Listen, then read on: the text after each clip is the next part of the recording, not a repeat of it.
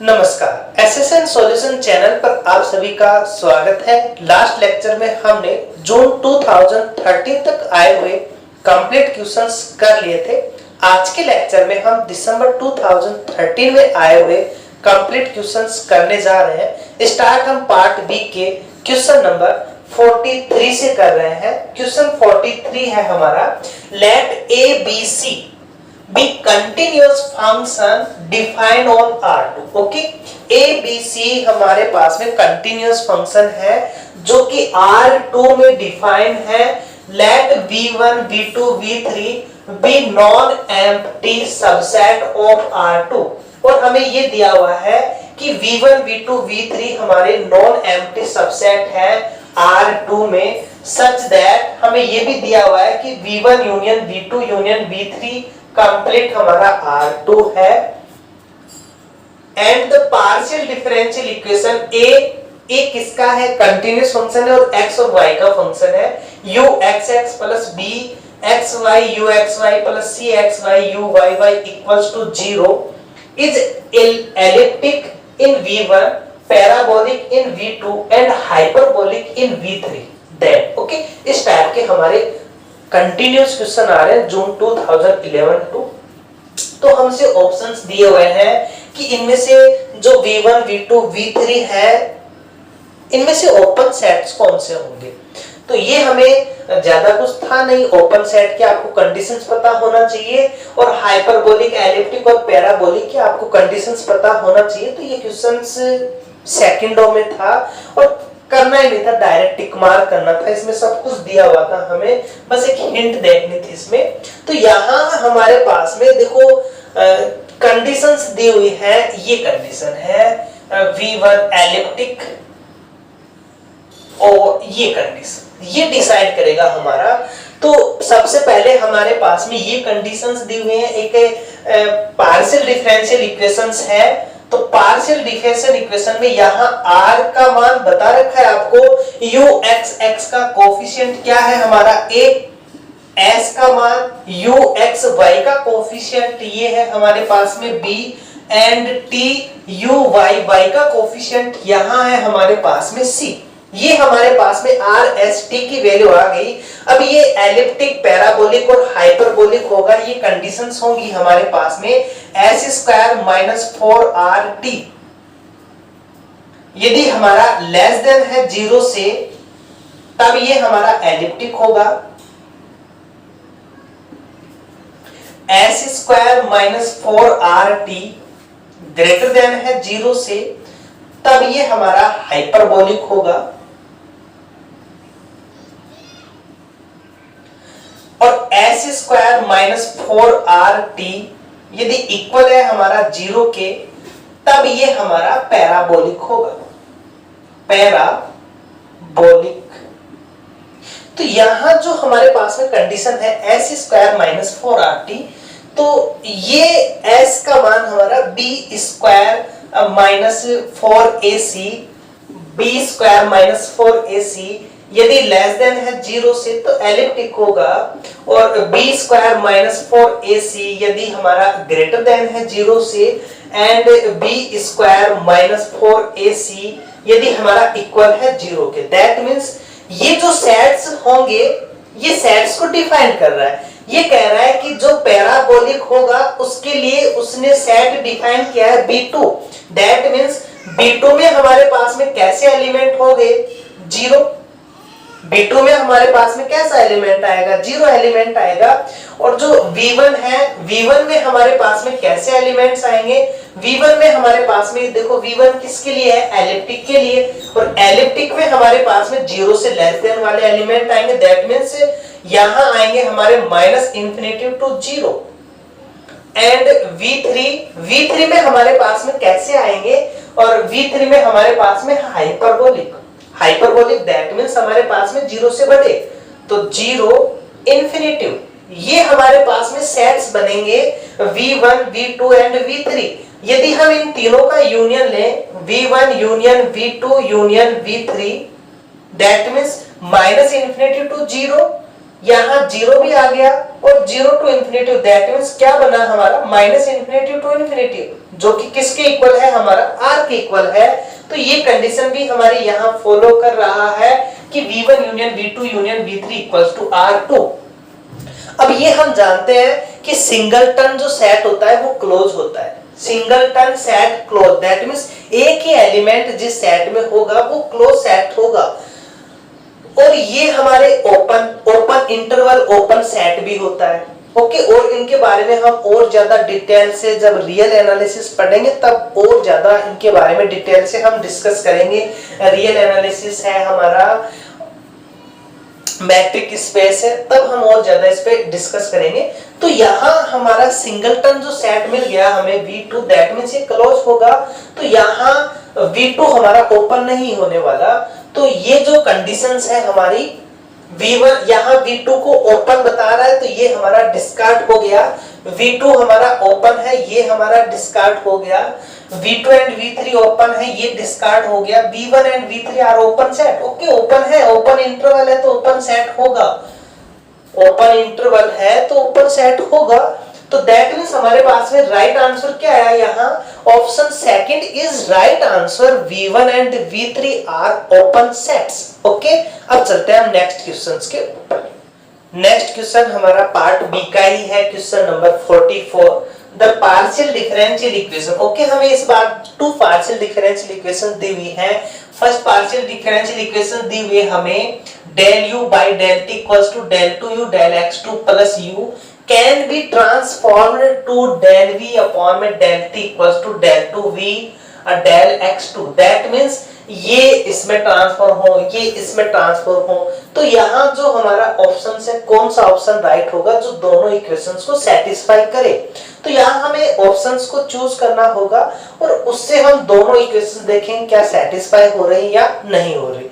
तो हमने क्या किया, हमने ऑप्शंस फर्स्ट चूज किया v इक्वल्स टू e की power minus T U, e की पावर माइनस टी यू, ये हमारे पास में वैल्यू है। हमें क्या करना है, del V by del T, हमें del V by del T की वैल्यू निकालनी है। ये बनेगा हमारा t के रेस्पेक्ट में करेंगे e की पावर माइनस टी, t का बनेगा हमारा माइनस u हमारा एज इट इज। देखो u t के रेस्पेक्ट में भी पार्शियल डिफरेंशिएशन हो रहा है, दैट मींस u t का भी फंक्शन है तो u का भी हमें t के रेस्पेक्ट में पार्शियल डिफरेंशिएशन करना होगा। तो प्लस e की पावर माइनस टी, u का बनेगा हमारा del u by del T, del u by del T. That means हमारे पास में क्या कंडीशन आ गई, e की पावर माइनस टी यदि हम कॉमन लें, e की पावर माइनस टी यदि हम कॉमन लें तो हमारे पास में क्या वैल्यू बनी, del u del T minus u equals to हमारे पास में क्या कंडीशन आई, e की पावर माइनस टी। देखो यहाँ del u by del T, इधर हम u लेकर के जाएंगे तो del u by del T minus u का मान क्या बनेगा हमारा, डेल 2u अपॉन में del x2, del 2u upon में डेल x2 हमारे पास में ये वैल्यू आ गई। अब हम डेल 2v अपॉन में डेल x2 की वैल्यू निकालें तो डेल v अपॉन में del x, del v upon में डेल x हमारा यहां से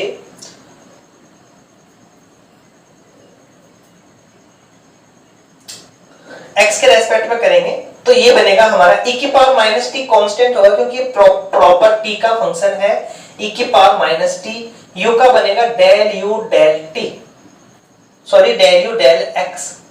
एक बार और हम इसका करेंगे del v del x2, del 2v del x2, तो ये बनेगा हमारे पास में e की power minus T del 2u del x2, del 2v del x2 का मान हमारे पास में ये आया और डेल v अपॉन में डेल t का मान हमारे पास में ये आया।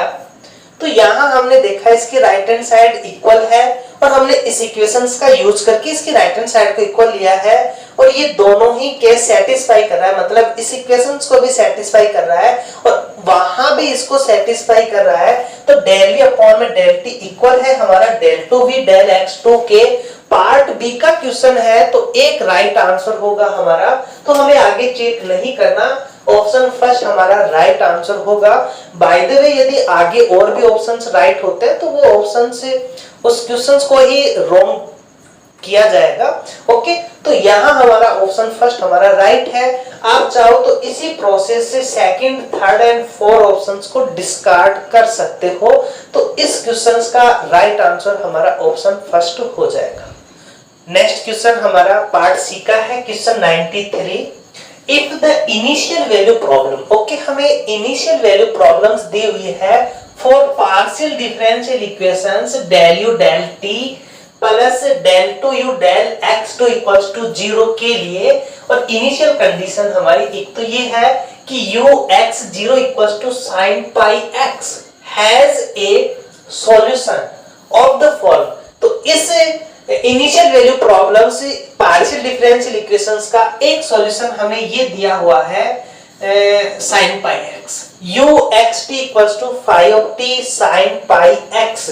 देन हमसे पूछा गया है phi के ऊपर ऑप्शंस हैं, phi पॉजिटिव है, नेगेटिव है, इंक्रीजिंग फंक्शन है या फिर डिक्रीजिंग फंक्शन है, तो हमें phi की वैल्यू फाइंड आउट करनी है। तो यहाँ u का ये मान दिया हुआ है, ये हमें इक्वेशंस दी हुई है, कंडीशंस दी हुई है हमारे पास में, तो हम इस फंक्शंस को यहां रखेंगे और इसे सॉल्व करेंगे। ओके, तो u का मान हमें दिया हुआ है, solution u x t equals to हमें दिया हुआ है phi of t sin pi x, ये हमें दिया हुआ है u x t का मान। हमें डेल यू डेल टी का मान चाहिए, तो डेल यू डेल टी हमारा बनेगा, तो ये sin पाई x कांस्टेंट होगा क्योंकि x का फंक्शन है, तो इसका हम पार्शियल डिफरेंशिएशन नहीं करेंगे क्योंकि 0 बनेगा, केवल phi का बनेगा, तो ये बनेगा हमारा phi dash t sin pi x। ये हमारे पास वैल्यू है del U by del T की। अब हमें क्या चाहिए, del two U del X two का मान चाहिए, तो इस बार हमने डेल यू डेल एक्स का मान निकाला, तो u का x के रेस्पेक्ट में करेंगे तो हमें इस बार t के रेस्पेक्ट में ये जो phi है ये नहीं होगा क्योंकि प्योरली t का एक फंक्शन है, और x के रेस्पेक्ट में करेंगे तो इसका मान 0 होगा, तो केवल इसका बनेगा, ये बनेगा हमारा phi ऑफ t, तो कांस्टेंट। साइन का हम डिफरेंशिएशन कर रहे हैं पार्शियल, तो साइन का हमारा बन जाएगा cos पाई x, और फिर इस पाई x का करेंगे तो ये पाई कांस्टेंट हमारा मल्टीपल में आ जाएगा। एक बार और हमें डिफरेंशिएशन करना है, तो del two U del X two का मान होगा हमारा, एक पाई और आएगा हमारा, तो ये पाई पाई हमारा पाई स्क्वायर बन जाएगा, phi ऑफ t कांस्टेंट है, और जो cos का हम डिफरेंशिएशन करेंगे तो क्या बनेगा, माइनस का साइन पाई x। अब हमारे पास में ये वैल्यू आ गई, ये वैल्यू आ गई, ये दोनों वैल्यू हम इस इक्वेशंस में पुट अप करेंगे तो हमारे पास में क्या इक्वेशंस बनेगी, phi dash t sin pi x plus ये माइनस का है तो माइनस का बन जाएगा हमारा pi square phi of t sin pi x equals to 0, ये हमारे पास में वैल्यू बनी। अब यहाँ sin पाई x हमारा कॉमन है, हमें phi का मान चाहिए, तो इसके जो हम वैल्यू निकाल पाएंगे phi की, तो हमारे पास में ये कंडीशंस बनेगी, pi square phi of t sin pi x equals to 0, sin pi x equals to 0। अब यहाँ हमारे पास में कंडीशंस दी हुई है, हमें u x 0 इक्वल्स टू ये कंडीशन है, तो यहाँ हम phi की वैल्यू फाइंड आउट कर रहे हैं, तो ये हमारे पास में फैक्टर्स है, इनकी वैल्यू 0 है, तो यहाँ से हम इस फैक्टर को लेकर के चल रहे हैं क्योंकि हमें क्या मान चाहिए, phi का मान चाहिए, तो phi dash t minus pi square phi of t equals to 0, ये हम लेकर के चल रहे हैं, या तो ये 0 या फिर ये 0, हम इसे 0 लेकर के चल रहे हैं, phi का मान क्या बनेगा हमारा वो देख रहे हैं हम। तो यहां से फाई डैश, इस फाई डैश को क्या लिख सकते हैं हम, डी फाई, और टी को भी हम अवॉइड कर रहे हैं शॉर्टली करने के लिए, डी टी लिख सकते हैं इसे। ये बनेगा हमारा पाई स्क्वायर फाई, शॉर्ट में कर दिया हमने, टी का फंक्शन बाद में लगा देंगे। तो ये बनेगा हमारा डी फाई अपॉन में फाई, डी फाई अपॉन में phi equals to pi square T, pi square D T. ये हमारे पास में, इसको सॉल्व करने पर हमारे पास में वैल्यू बन गई। इसका हम इंटीग्रेशंस करेंगे तो क्या बनेगा, log phi equals to pi square T plus एक कांस्टेंट, प्लस एक कांस्टेंट लॉग में है तो लॉग में हमने मान लिया log सी। जैसे हम इस log को हटाएंगे तो हमारे पास में क्या बनेगा, फाई इक्वल्स टू ये सी ई की पावर पाई स्क्वायर टी। अब आप t का फंक्शंस बता दो इसे, phi of t equals to, तो ये हमारे पास में फाई ऑफ t की वैल्यू आई। हमें क्या कंडीशंस दी हुई है, u x 0, और u किसका फंक्शन है, x t का। दैट मींस यहाँ क्या दिया हुआ है हमें, x का मान तो x है, बट t का मान हमें 0 के ऊपर इसका मान क्या दिया हुआ है, sin pi x, sin pi x। और यदि हम यहाँ x का मान भी 0 रखते, x का मान भी 0 रख दे तो हमारे पास में क्या वैल्यू बनेगी, 0 0।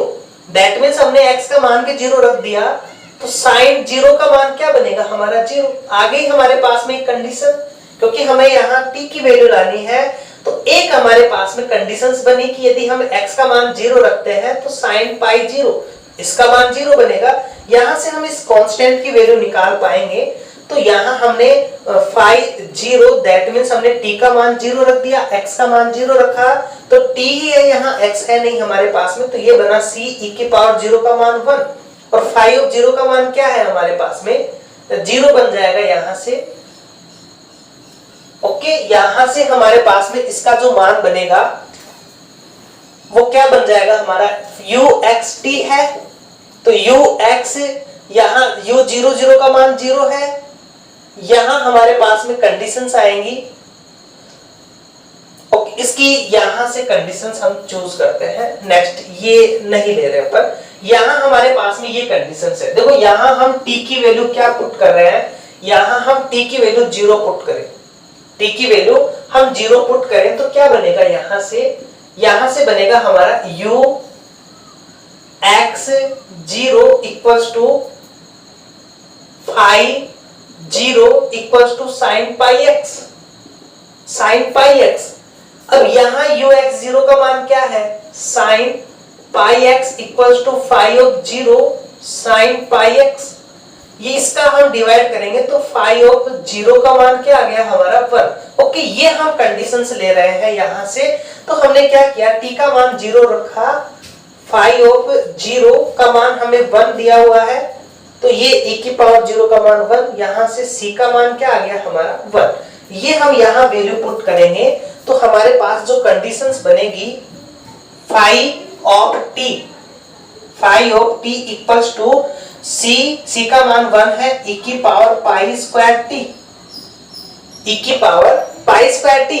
e की पावर जो फंक्शन है ये हमेशा 0 से ग्रेटर देन होगा, दैट मींस ये पॉजिटिव है, ये हमेशा पॉजिटिव होगा। ओके, ये फंक्शन हमारा पॉजिटिव है और कैसा है, e की पावर x हम जानते हैं इंक्रीजिंग फंक्शन होगा। जैसे जैसे हम t का मान बढ़ाते जाएंगे फंक्शन का मान भी बढ़ता जाएगा, घटाते जाएंगे फंक्शन का मान भी कम होता जाएगा। तो पॉजिटिव है और इंक्रीजिंग फंक्शन है तो phi is always negative, negative नहीं होगा, हमेशा पॉजिटिव है, ऑप्शन रॉन्ग होगा। Phi is always positive, right answer होगा। Phi is an increasing function, okay, increasing function है क्योंकि ये पॉजिटिव आ रहा है हमारा। और 4 है हमारे पास में, phi is decreasing function, decreasing नहीं होगा, यदि यहाँ नेगेटिव होता तो ये डिक्रीजिंग फंक्शन होता, बट यहाँ हमारे पास में पॉजिटिव है तो ये पॉजिटिव भी होगा और इंक्रीजिंग फंक्शन भी होगा। तो क्वेश्चन 93 के जो राइट आंसर है वो हमारे option second and option third हमारे राइट आंसर होंगे। नेक्स्ट क्वेश्चन हमारा पार्ट सी का ही है, क्वेश्चन 94, वेरी इजी क्वेश्चन है। Let pxy, okay, pxy be a particular integral of partial differential equations. तो ये जो पार्शियल डिफरेंशियल इक्वेशन है इसका पीआई हमें pxy दिया हुआ है, और पार्शियल डिफरेंशियल इक्वेशन है del 2z del x2 minus del z del y equals to 2y minus x square, then p23 equals to, okay. तो हमें पीआई निकालना है इस इक्वेशंस का। तो हम इसे पहले जनरल फॉर्म में लिख लेते हैं। ये हमारा डी स्क्वायर होगा और माइनस ये हमारा डी डैश होगा, और ये z equals to 2y minus X square, where d है हमारा डेल बाई डेल x है एंड d डैश हमारा del by del y। Okay, ये हमारे पास में इक्वेशंस को हमने रिप्रेजेंट कर दिया। यहाँ से हमें पीआई निकालना है।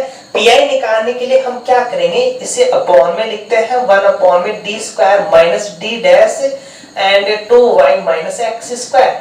क्यों? क्योंकि ये जो पार्शियल डिफरेंशियल इक्वेशन है ये नॉन होमोजीनियस इक्वेशन है। तो नॉन होमोजीनियस इक्वेशंस की हेल्प से हम इसे सॉल्व करेंगे। तो ये हमारे पास में वैल्यू है। अब यहाँ हमारे पास में डी स्क्वायर है, तो डी स्क्वायर हमारा डेल बाई डेल एक्स है, और 1 बाई डी का मीन्स हमारे पास में integrations with respect to x.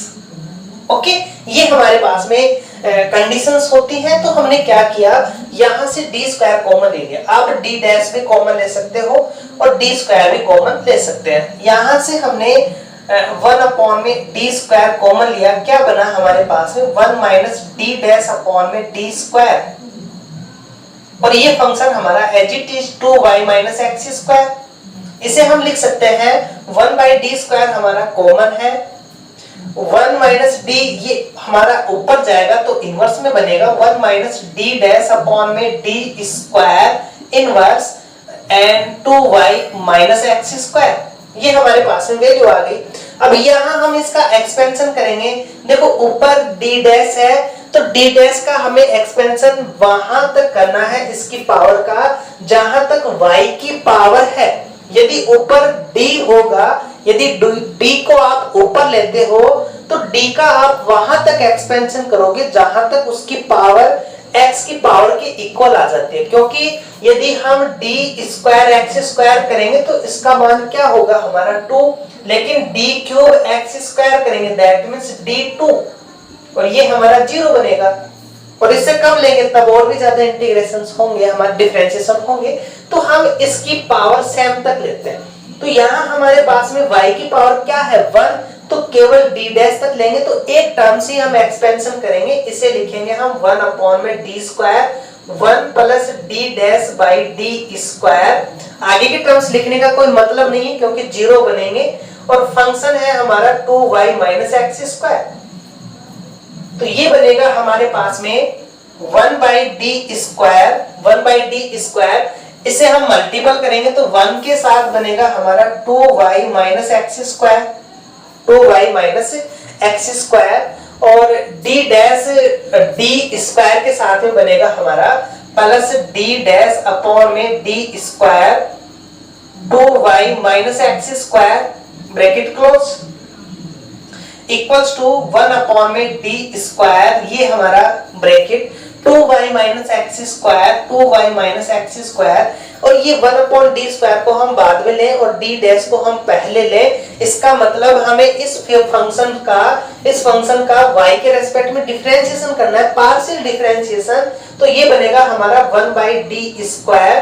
तो यहाँ जैसे हम इसका पार्शियल डिफरेंशिएशन करेंगे तो y का हमारा 1 होगा, तो यहाँ से हमारे पास में क्या बना 2, और x का हमारा 0 बन जाएगा, इक्वल्स टू 1 अपॉन में डी स्क्वायर। अब हमें इसका सॉल्व करें तो 2y माइनस एक्स स्क्वायर, ये पार्शियल हम इसका इंटीग्रेशन करेंगे x के रेस्पेक्ट में, तो 2 का एक बार इंटीग्रेशन करेंगे तो x होगा, 2 का एक बार इंटीग्रेशन x हुआ, एक बार और इंटीग्रेशन करेंगे तो क्या बनेगा हमारा 2x स्क्वायर बाई 2, 2 से 2 कैंसिल हो जाएगा तो क्या बनेगा हमारा प्लस का x स्क्वायर। अब यहाँ से x स्क्वायर कैंसिल होगा, और ये हमारे पास बना 1 अपॉन में डी स्क्वायर 2y, 1 अपॉन में डी स्क्वायर 2y हमारे पास में वैल्यू आई। दैट मीन्स हमें इसका फिर से x के रेस्पेक्ट में पार्शियल डिफरेंशिएशन करना है, तो ये 2y तो हमारा कांस्टेंट होगा और इसका हम इंटीग्रेशंस करेंगे 2 टाइम्स तक, तो हमारे पास में क्या बनेगा x²/2। 2 से 2 कैंसिल होगा तो हमारे पास में क्या वैल्यू आ गई yx²। ये मान किसका आया हमारे पास में, ये pi क्या है, इसका पर्टिकुलर इंटीग्रल है, तो pxy हमारे पास में ये वैल्यू आ गई। अब यहां से हमें मान किसका निकालना है, p23 का, तो p23 का हम मान निकालें, दैट मीन्स यहां x का मान हमें 2 रखना है, y का मान 3 रखना है, तो 3 2 की पावर 2, तो 3 into 4 ये वैल्यू आएगी हमारे पास में 12।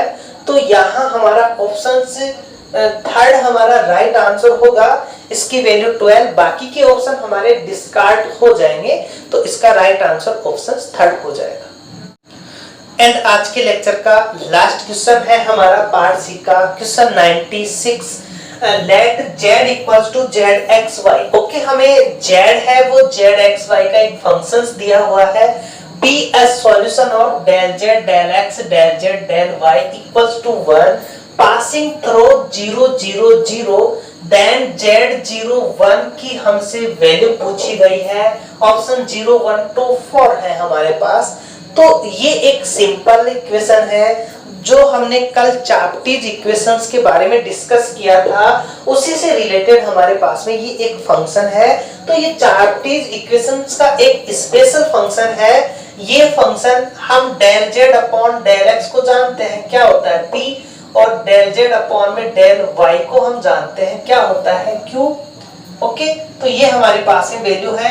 यदि हमारा फंक्शन केवल p एंड q का है, केवल p एंड q का है, तो हम यहाँ q को एक कांस्टेंट मान लेते हैं, q को हम एक कांस्टेंट मान लेते हैं, आप चाहो तो b मानो या a मानो, एक कांस्टेंट मान लेते हैं और फिर हम उसकी वैल्यू निकालते हैं। एक कंडीशन होती है हमारी dz की, dz होता है हमारा p dx plus q dy, यहां से हम z की वैल्यू निकालते हैं, तो यहां से हमारे पास में एक वैल्यू बनती है और इसका जो सिंगुलर सॉल्यूशन हम निकालते हैं, सिंगुलर सॉल्यूशन वो हमारा होगा, z को हम सभी को एक साइड में लेकर के आ जाए, तो f ऑफ हमने एक z मान, f ऑफ हमने एक x y और z का फंक्शंस लेते हैं और वो बनेगा हमारा z माइनस, यहां से बनेगा हमारे पास में px माइनस qy, ये कंप्लीट हमारा z का फंक्शन होगा। मतलब इसका इंटीग्रेशन करने के बाद में जो वैल्यू आएगी वो वैल्यू,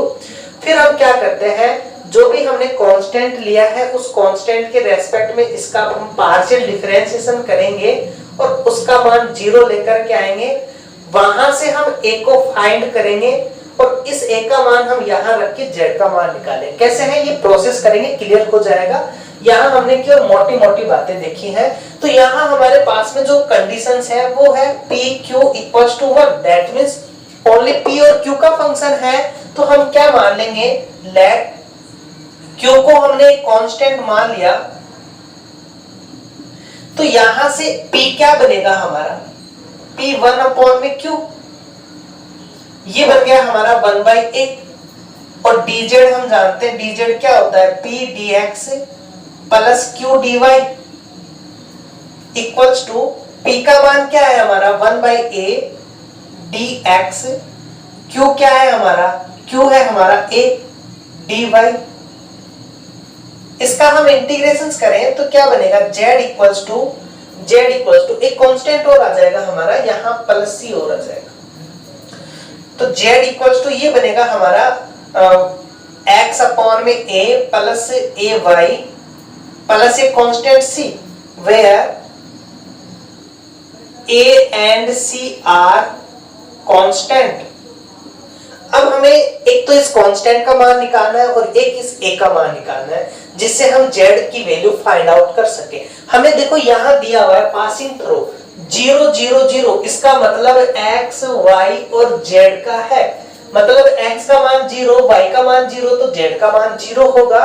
तो यहां से हम ये कंडीशंस ले रहे हैं, तो z 0 0 इक्वल्स टू 0 से हमारे पास में क्या वैल्यू बनी, 0 इक्वल्स टू एक्स वाई का मान 0, यहां से c का मान 0 आ गया, तो z x y का जो मान बना हमारा वो बन गया हमारा x अपॉन में a प्लस ए वाई।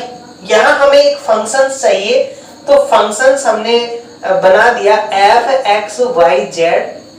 ये फंक्शन बना, हमने सभी को एक साइड किया और इसको z ही लिख दिया हमने, z माइनस x अपॉन में a minus A Y equals to 0।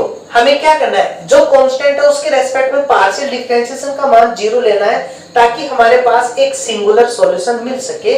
तो हमने यहाँ पार्शियल डिफरेंशिएशन किया, डेल एफ अपॉन में डेल ए। जेड क्या है, ओनली एक्स और वाई का फंक्शन है, ए के रेस्पेक्ट में इसका मान 0 होगा। एक्स अपॉन में एक्स का नहीं होगा, कांस्टेंट है, लेकिन 1 अपॉन ए का होगा। 1 अपॉन में ए का क्या होगा, माइनस का 1 अपॉन में ए स्क्वायर, माइनस पहले से है तो 1 अपॉन में A square into x. A Y का क्या होगा, माइनस का वाई इक्वल्स टू 0। तो यहां से जो हमारे पास में वैल्यू है ए स्क्वायर, तो ये बना हमारे पास में एक्स अपॉन में A square equals to Y, implies करके हमारे पास में कंडीशंस आई यहां से ये वैल्यू, तो ये बना हमारे पास में इंप्लाइज करके यहां से ए स्क्वायर का मान बनेगा हमारा A square equals to X upon में Y, A square equals to X upon में वाई, इंप्लाइज करके ए का मान क्या आ गया, plus minus under root X upon में वाई। ये हमारे पास में ए की वैल्यू आ गई। अब ये ए की वैल्यू हम यहाँ वैल्यू पुट कर देंगे कहाँ, जो हमारे पास में कंडीशंस थी जेड की, ये रही हमारे पास में जेड की कंडीशंस। यहां हम ए की वैल्यू पुट करेंगे अंडर रूट एक्स अपॉन में वाई, तो हमारे पास में क्या वैल्यू बनेगी, जेड हमारे पास में बन जाएगा यहां से Z X Y equals to X upon में ए का मान ये रहा, इसका हम डिवाइड करेंगे तो अंडर रूट से एक्स हो जाएगा, वाई हमारा ऊपर जाएगा, तो ये बनेगा हमारे पास में under root X Y, under root X Y. और यहां हम y का मान रखेंगे, a का मान यहां रखेंगे तो y से y कैंसिल होगा और यहां बनेगा हमारे पास में अंडर रूट एक्स वाई। अब यदि आप प्लस रख रहे हो तो दोनों प्लस के बनेंगे, माइनस रख रहे हो तो दोनों माइनस के बनेंगे, तो इन्हें हम प्लस माइनस लिख सकते हैं। That means Z X Y का मान क्या आया हमारे पास में, plus minus 2 under root X Y. ये हमारे पास में वैल्यू आ गई। तो ये हमारे पास में फाइनली जेड का जो सिंगुलर सॉल्यूशन है वो ये बना। अब हमें ऑप्शंस पे चलना है, क्या किसका मान पूछा है हमें, Z01, तो Z01 का मान क्या होगा, यहाँ 0 रखेंगे तो कंप्लीटली हमारा 0 बन जाएगा, तो इसका मान 0 आ रहा है, तो राइट आंसर हमारा फर्स्ट होगा, बाकी सेकंड, थर्ड एंड फोर्थ हमारे डिस्कार्ड हो जाएंगे। तो क्वेश्चन जो 96 है उसका राइट आंसर हमारा ऑप्शन फर्स्ट होगा। ओके, यदि आप चैनल पर फर्स्ट बार विजिट कर रहे हैं तो चैनल को सब्सक्राइब जरूर करें, साथ ही अपने फ्रेंड सर्किल में शेयर भी जरूर करें, ताकि इस सीरीज का ज्यादा से ज्यादा स्टूडेंट्स बेनिफिट उठा सके। Okay, thank you for watching.